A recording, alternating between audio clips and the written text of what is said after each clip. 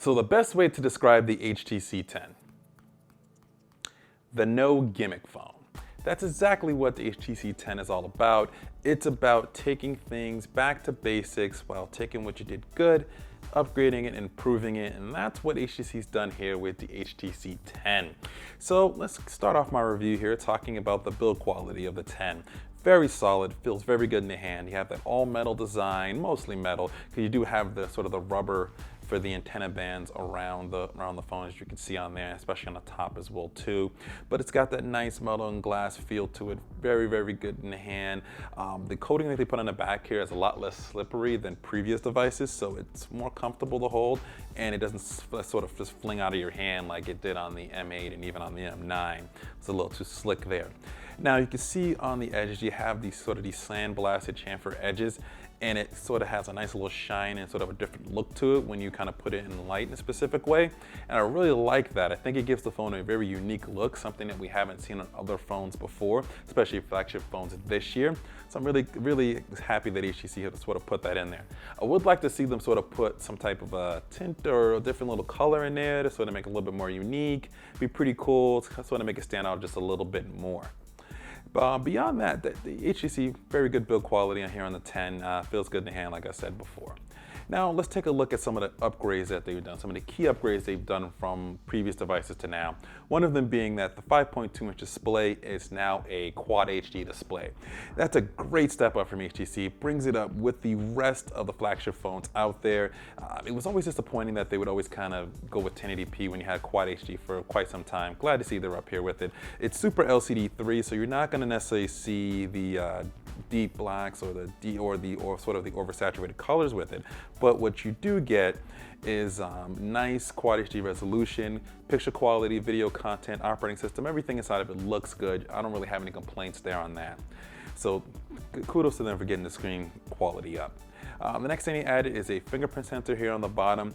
It's a pretty fast fingerprint sensor for the most part. It's able to recognize from different angles. I have a couple of fingers I'm using on it and it works pretty well.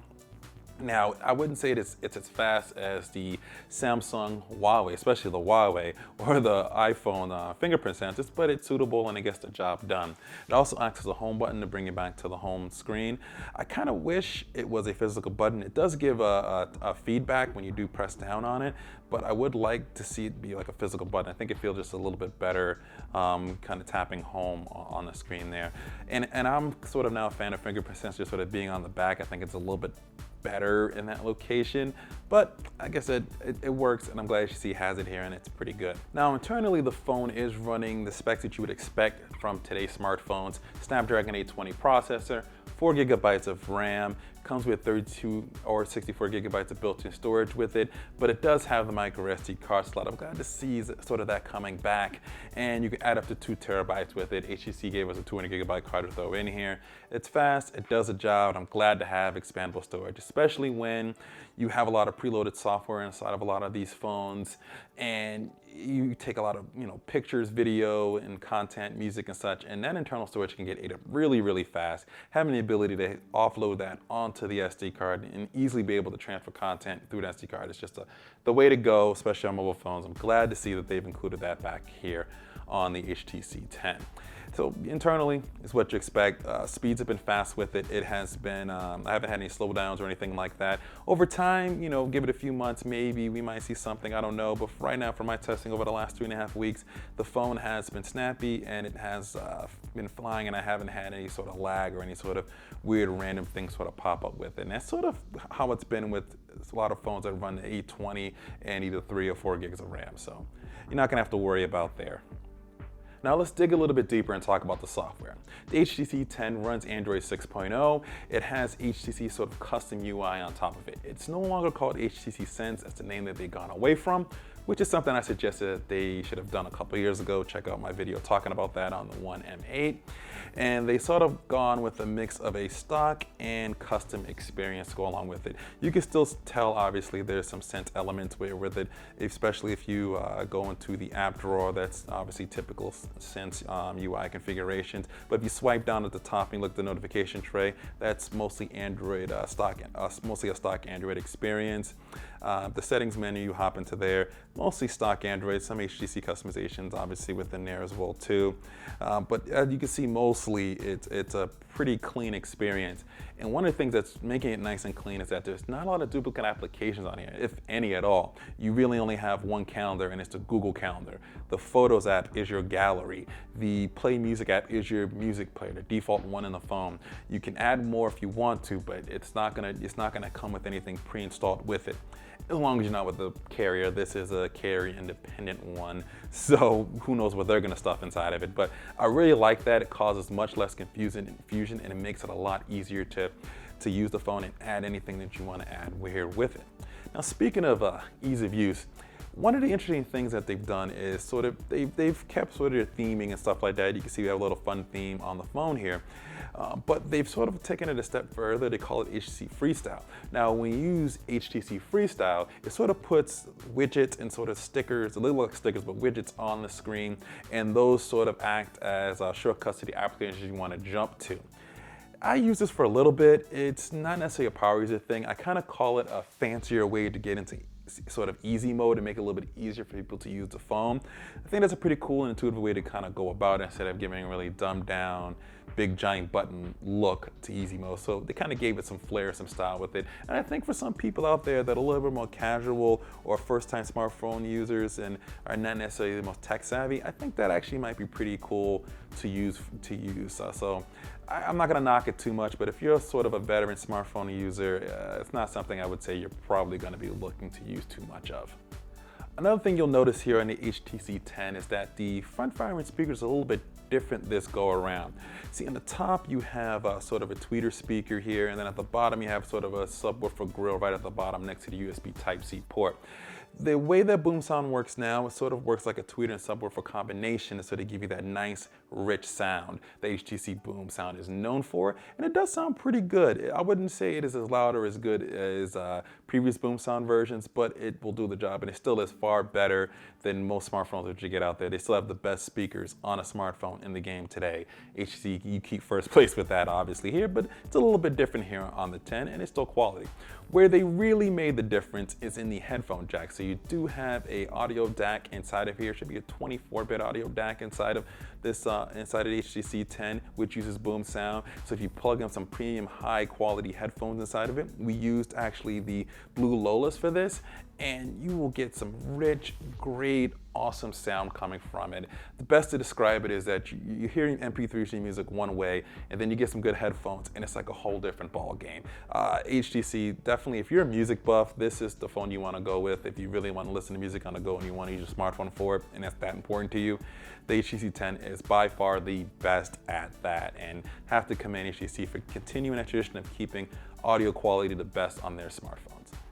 So let's get into the cameras. Now, traditionally, HTC has not been the best when it comes to cameras, but they got a very interesting system going on here. Nice little 1-2 punch. The rear camera is a 12 megapixel ultra pixel camera with laser autofocus, an optical image stabilization, and two-tone flash. All that said together just really makes it a very, very good camera. It's probably the best HTC done in a long time.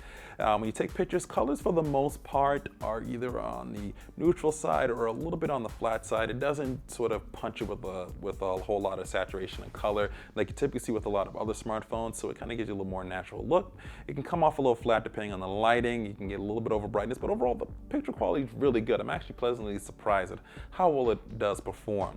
In low light situations, it's good, but it can struggle a little bit, and it doesn't do very good in terms of detail. You don't get a whole lot of detail with it and with your pictures, but the picture quality is far better than previous phones, and it's definitely now up there with the rest of the contenders, but it's still somewhat behind those as well too. The Samsung and LG cameras and even the iPhone cameras are still better in most cases than HTC here, but this is still a pretty solid camera. The front-facing camera, I'm not a big selfie person, 5 megapixel, but it also includes OIS in front of it as well too, which is, they say it's a first for a smartphone, and it does work pretty well in the front as well too. I'm not a big selfie person, but for most people, I think this will be more than adequate for the selfie taker. Now, another thing that I like about the camera system is how the camera app works. This is probably by far the best camera application that they've done on a smartphone for HTC. It's very easy to navigate around. You can just swipe from left to right, and you can see you can just swipe down the menu system and get to each shortcut and pretty much where you want to go, each mode. Within about a couple of taps, you can get right there to it. They do have a pro mode, which shoots raw photos as well too, if you really want to customize and really tweak the settings to get the photo and the best photo in the particular condition that you're taking the photo in, so you can do all that stuff. And overall, it's just really, really nice. Now, a couple of the shortcomings I would say would be in the video mode. Now, 4K video, can record that, looks pretty good. I don't have too many complaints about that. Kind of gives out about the same color and picture quality as the photos do. Okay, so we're shooting here in 4K resolution with the HTC 10. We're here at Times Square. The quality actually looks really good from the screens, from what I can tell here. You can see all the lights, all the billboards, all the massive amounts of advertisement. It does a pretty good job of stabilizing things. I'm just using my hand, not using like a selfie stick or something like that. But it does a pretty good job for the most part, from what I can see on here. But there isn't a 4K editor on the phone. Now, even HTC Zoe doesn't edit in 4K. As of this video, as of my review, it hasn't been able to do that. I find that kind of puzzling. If you're taking that type of 4K video, there's not a lot of editors that can do that even on Android in general. And I understand it's a smartphone, so you have some limitations there. And it uses MKV file format to record the 4K video.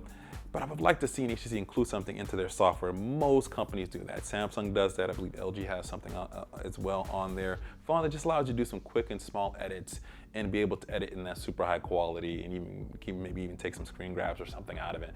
We'd like to see them add that in the future updates, so that's really easy to kind of bring down. It was just disappointing. I shot this video in 4K and couldn't really edit or do anything with it on the phone itself.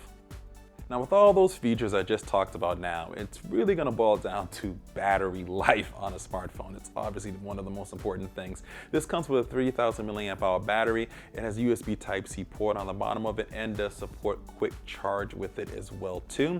And from my testing with this, now in terms of battery life, if I'm power using it, if I'm really doing my sort of power using with it, I can get about 12 to 14 hours of battery on a single charge throughout the day. So you can get through a basic work day and get through the evening. You'll probably be around 8 or 9 o'clock or so when you're probably looking for a charge. And it's probably around the time you go to bed anyways. Now, if I'm doing a little bit more heavy using, more calling, more texting, more pictures and stuff like that, and doing some gaming, that kind of drops about to the 10 to 12 hour sort of time frame, sort of within there. But that's my usage, and usage obviously is subjective. It all based on who you are, your lifestyle, where you live. All that can kind of affect how your battery life is on your smartphone. I'm more of a power user in a major city, in a big city, so that's kind of where you can scope that. I have about 3 email accounts, about 4 social networks, 2 or 3 different messaging applications I used on here. I made a few phone calls, made a few texts, took pictures and video, of course. I'm not a heavy mobile gamer, but I did do some gaming, light gaming on it, some simple apps, and overall that kind of putting that together, that's kind of what I got for battery life. But like I said, it's gonna get you through the day. But the most important thing is how fast it charges. What's really cool is quick charge is very, very quick on here. I had this phone at about 10% battery, and when I plugged it in, it went from 10% to about 57% in about 30 minutes. 47% increase in battery, and it took about 1 hour and 10 minutes or so to fully charge it. So it's gonna be no real long wait times to charge the phone. You're gonna be able to do that just easily, just nice. So I really do like quick charge on here, really like how fast the phone and the battery life is all together here with the HTC 10. So that is the HTC 10, that is the no gimmick phone, and that's what this phone is all about, and that's what it's best at being at.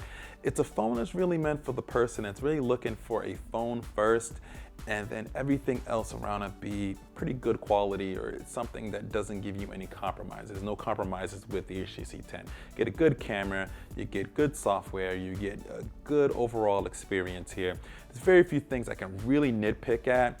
The 4K editing on the phone was one thing I nitpicked at here a little bit. I wish the home button was a physical button. That's one thing I can nitpick at. And the camera quality is good. It could be a little bit better, but like I said, there's very few things I can really harshly nitpick at here on the HTC 10. They've done a very good job of bringing themselves back in. Oh, well, one thing I can say, some people may not like the fact there's no more IR blaster in the phone. That's something maybe a few people use, a little bit niche, but it's like I said, it's nitpicking here. HTC's done a very good job on this phone. They've gone back to basics and said no gimmicks, and that's what we're gonna do, and that's what I'm gonna call this phone, and definitely a phone I can recommend for those out there. So definitely HTC, I'm gonna give you a thumbs up here for the HTC 10.